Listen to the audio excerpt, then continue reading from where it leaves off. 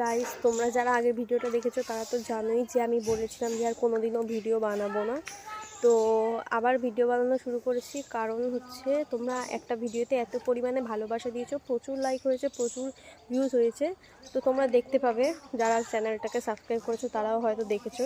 তো খুব ভালো লেগেছে এটা, ওর জন্য আমি আবার ব্লগ করতে চলে এসেছি, আবারও ব্লগ দেবো। তো এই বাগানটা কার? এটা হচ্ছে আমাদের মামাবাড়ি। তোমরা হয়তো আমাদের মামাবাড়ি দেখোনি, তো একটু ঘুরিয়ে দেখাই চলো। তো ফ্রেন্ড, এই দেখো এটা বাগান, আর এটা হচ্ছে আমার মামাবাড়ি।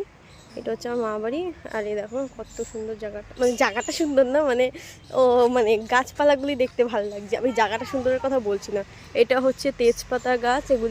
এগুলি হচ্ছে আমার মানে আমার দাদু মনে হয় এগুলি রোদ্রে দেয়। আমি একবার দেখেছিলাম যে এরকম সবুজ পাতা রোদ্রে দিচ্ছিল, খুব ভালো লাগে দেখতে। আরও এরকম গাছ আছে, মানে আমি জঙ্গল ফঙ্গলে কিছু ভালো ভালো কিছু বলছি না, মানে জঙ্গল ভালো কি, এখানে আরও অনেক গাছ আছে, ওই দিকে তোমাদের পরে দেখাবো। তো আমি আবার ভিডিও বানাবো, বাট একটু সমস্যা হবে ভিডিও দিতে, হয়তো প্রতিদিন নাও দিতে পারবো, মানে চেষ্টা করবো দেওয়ার প্রতিদিনই। বাট একদিন হয়তো দিলাম না, কিছু না, তখন ভাববে যে আমার পড়াশোনার চাপ বেশি, দেখা গেলো একদিন আমি দিইনি ভিডিও।